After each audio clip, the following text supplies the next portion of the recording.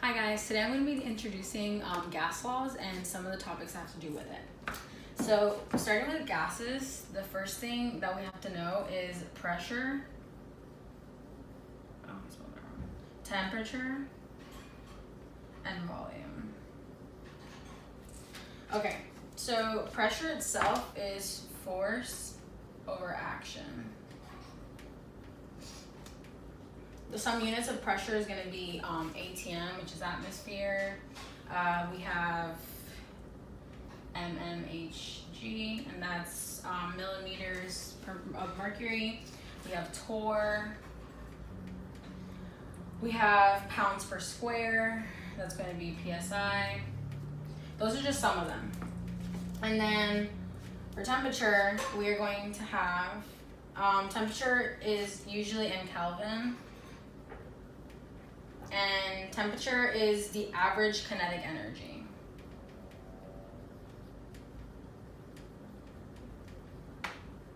So I'll be ready.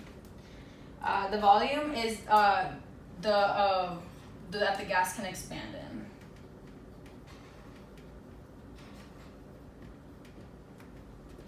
And that's just some information on what I'm going to be talking today. And I'm also going to be focusing on ideal gas.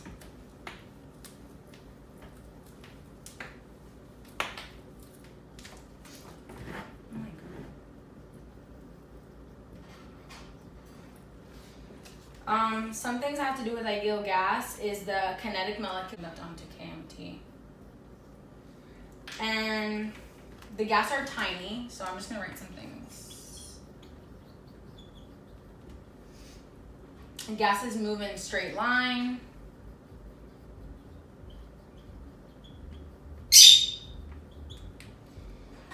And the idea is that the gases hit the container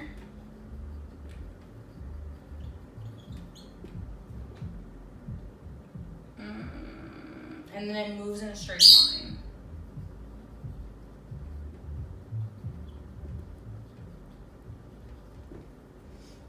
And gases have no attraction for each other whatsoever, so they're not going to stick together.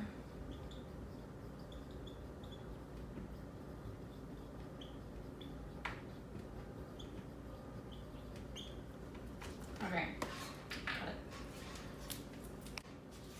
Okay, now we're going to be talking about pressure and volume. Okay, so PV is constant because when pressure goes up, volume goes down. Same thing goes both ways. And the equation we're going to be using is P1 times B1 equals P2 times V2. I'm going to give you guys some examples of these problems so you guys have an idea of how to solve them and how to work them out. So the first one we have is, here, let me write it out. If I have 5.6 liters of a gas in a piston at a pressure of 1.5 atm and compress the gas until its volume is 4.8 liters, what will the new pressure inside the piston be? So first we have P1, V1, P2, V2. Okay, so our P1 is going to be 1.5 atm. Our B1 is going to be 5.6 liters. Our P2 is what we're looking for, and our V2 is 4.8 liters. So using this equation up here, we're going to plug that in. So we have 1.5 atm times V1, which is 5.6 L. And then we're looking for P2, so that's what we're going to leave the blank. And then B2 is 4.8 liters. So how we're going to set this up is we're going to multiply and then divide. So it's going to be 1.5 atm times 5.6 L divided by the 4.8 L. And our answer for P2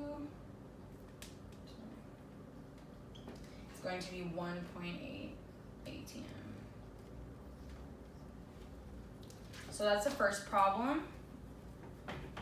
Now we're going to do problem number 2. Okay, so we talked about pressure and volume. Now we're going to talk about volume and temperature.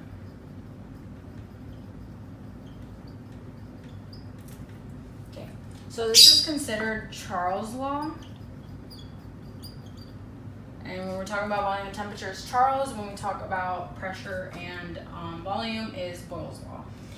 So in this case, temperature has to be in kelvins. And Kelvin, all you have to do is any number, you add 273. Okay, so V and T, which is volume over temperature, is going to be constant in this case, just like Boyle's law. And the equation to solve for this is V1 over T1 equals V2 over T2, which is just like the other one, but we're using temperature in this case. Oh my god. So now that I give you guys that information, we're going to look at some problems so you guys have an idea of how to solve for it. So the first problem is a sample of nitrogen occupies a volume of 250 ml at 25 degrees Celsius. What volume will occupy at 95 degrees Celsius? So we have our volume 1, so right here. We have our T1, and then we have V2, T2. Okay, so your V1 is going to be your 250 milligrams, and your T1, we have 25 degrees Celsius, but remember you have to add the 275 or 273, sorry, because you need it to be in Kelvin. So that's going to be a total of 298, and now it's in Kelvin. And then you have your V2, which is what you're looking for, and your T2 is going to be 95 degrees Celsius. But remember, you also have to add a 273, so it can be in Kelvin, so it's going to be 368. Now we'll just plug in. So your V1 is 250 ml. It's going to go over T1, which is your 298K, and that is equal to your V2, which is what we're looking for, and that's going to go over your 368 Kelvin. So how you're going to solve for that is you're just going to put 250 ml times your 368K, so you're going to multiply across, and you're going to divide by your 298K. That's going to give you a total of volume 2, the total being 308.7, but you're going to want to round, so it's going to be 309 ml. Because sig figs, you need 3. Okay, now I'm going to give you one more problem with volume and temperature, just so you guys have an idea how to do that. Okay. So the next problem being, oxygen gas is at a temperature of 40 degrees Celsius when it occupies. So now that we talked about Boyle's law and Charles, we're going to do combined gas law, which is a combination of both.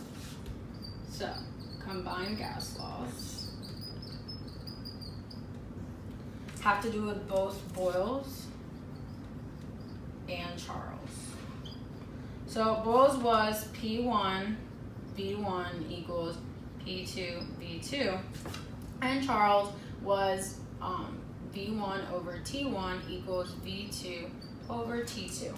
But now we're going to combine both of those, and we're going to have what we call combined. So it's going to be P1 V1 over T1 equals P2 times V2 over T2.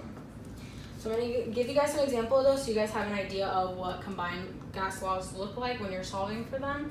So our first problem is a gas balloon has a volume of 106 liters when the temperature is at 45 degrees Celsius, and the pressure is 740 mm of mercury. What will the volume be at 20 degrees Celsius and 780 mm of mercury pressure? So starting off with our first pressure, which is 106.0 L. That's going to be times our V1, which is 240.0 mmHg, and then we're going to have 301.51, which is our Kelvin. And you guys already know how to solve for Kelvin, so I'm not going to write that down for you. You just add 273. Then we have our V2, which is what we're currently looking for, and we have our P2, which is going to be 780.0, and that's in mmHg, and we are going to divide by 293 Kelvin. So now to get V2, what we're going to do, we're going to have 293 Kelvin over 380.0 mmHg, and that is going to be multiplied by 106.0 L, which is liters, times 740 mmHg divided by 315 Kelvin. Ooh. Sorry, I didn't put that there. Okay, so now that we have that set up, the Kelvins cancel, and we are left with V2, which is, and so does the MH, but I didn't write that down. So we're left with V2 equals 93.5 L. So that's only one problem. Okay, now we're going to talk about Avogadro's number, or law, sorry, which includes, in this case, mole.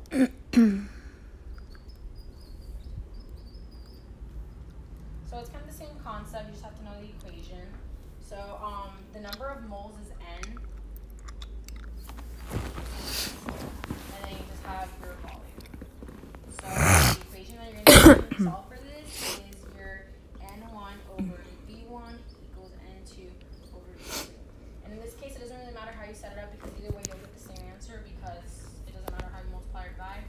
And your N over V is constant for moles over volume. So I'm going to give you guys a few problems so you guys can see how to solve for them. Our first problem is if 0.950 moles of oxygen, or O2, has a volume of 20.0 liter at some temperature and pressure, what would the volume of 1.350 mole of O2 be? So you already know that your N1, and you're going to need your V1 and your N2 and your V2, just like we were doing earlier. So your N1 in this case is 0.950, and that's in moles, which is already given to you. And you have 20.0 liters for your volume 1, and you're looking for your volume 2. So your other mole is 1.350. So now you're just going to plug that in. So your N1 is 0.950 mole over your V1, which is 20.0 liters, and that's over 1.350 mole over your V2, which is what you're looking for. So in this case, what you're going to do is you're going to do 20 liters times 1.350 mole. We're just going to multiply across, and then you're going to divide that all by your 0.950 moles, and that is going to give you your answer of your volume 2, which is a total of 28.4 liters.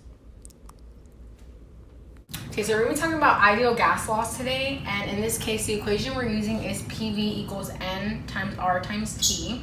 R is 0.0821 times L times ATM, which is your pressure, so volume times pressure, over K times mole. K is your temperature, and you have moles. And R is going to be 8.31. So, an example problem of this is if I have 4 moles of a gas at a pressure of 5.6 ATM and a volume of 12 liters, what is the temperature? So using PV equals N times R times T, we're going to set this up by T is going to equal PV over NR because we're looking for a temperature in this case. So 5.6 ATM times your 12 liters, which is your volume. And now you're going to have N, which is 4 moles, times 0.0821, and that in this case is R. So now those are just going to be multiplied, and you're going to get your T equals 204.63 K in Kelvin, because remember temperature has to be in Kelvin. Now I'm going to give you guys one more problem so you guys have an idea of how to work this out. Move along. So if you have an unknown quantity of gas at a pressure of 1.2 ATM, a volume of 31 liters, and a temperature of 87 degrees Celsius, how many moles of gas do I have? So in the first problem, we're looking for temperature. Now we're looking for moles, which is N. So using it again, N is going to equal PV over RT. So we're going to have 102, or 1.2 ATM, sorry, times your volume, which in this case is 31 liters. Let me put that out for you. And now we're going to have our R, which is the 0.0821, and that's going to be equal, or times the 360, which is Kelvin, and you guys already know how to solve for that, so I'm not going to even So in this case, when you multiply, your answer for n is 1.2586. Because remember, you need to have the amount of sig figs. In this case, we have 5, so you're going to do 5, and that's going to be your mole. Mixture, or the total pressure of a mixture, what it's equal to, so the sum. So it'd be like the total is equal to what we have for pressure A plus what we have for pressure B. Some examples of this problem would be, so if a container contains 3 gases, which in this case are N2, O2, and AR. So we have N2, O2, AR, and these are in pressures. With a partial pressure of 23.3 kPa, 40.9 kPa, and 13.7 kPa. What is the total pressure inside a container? So our N2 was 23.3. This is on kPa, so I'm not even going to write it down. Our O2 was 40.9 kPa, and we have our 13.7 for our AR, which is also in kPa. And we're looking for the total. So how we're going to set this up? Our total is going to equal our P of N2, so our nitrogen, plus our P of O2, plus the AR. So now what we do is we literally just add across. So we have our N2, which is our 23.3 kPa, plus our O2, which is 40.9 kPa, plus our 13.7 kPa, and that's going to give us a PT, which is our total of 77.9 kPa. And I'm going to give you guys another problem.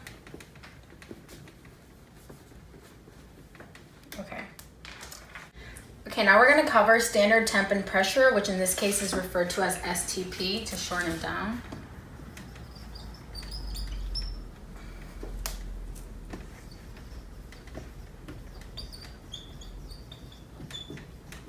STP, what that basically means is your temperature is going to be either 0 degrees Celsius or 273 Kelvin.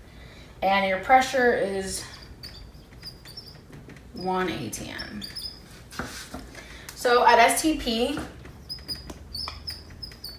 it's going to always be 22.4 liters over 1 mole for any gas at all. Okay. So I'm going to give you guys an example of a problem like this so you guys know how to solve for it. So what is the volume of gas at 2.00 atm and 200 Kelvin if its original volume was 200 liters at STP? So we're trying to solve this for STP, and as I said, standard temperature is 273 Kelvin and standard pressure is 1.00 atm. So you just have to plug in the ideal gas law for this case. And so what we're going to do is, in this case, P1 is equal to 1.00 atm. Your T1 is equal to 273 Kelvin. Your V1 is equal to 200.0 liters. P2 is going to be 2.0 atm. 2.00 atm actually. And your T1 is, or T2, sorry. T2 is going to be the 200 Kelvin, and your V2 is what we're looking for. So how you're going to set this up is you're going to have your 200K, which is your temperature, times over your 2.00 atm, and we're going to do that times your pressure, and that's going to be times your liters, which is 200, or 200, and over your 273K, because remember you have to use 273 because that's what the standard pressure is, and the 1 atm is our standard temperature, standard pressure, and this is not gonna fit, but 200K over 2.00 atm. So once you multiply it across, your Kelvins cancel, your atm would cancel. So you would just multiply across to get your V2, which in this case is 73.3 liters. Now we're going to be talking about density of gas.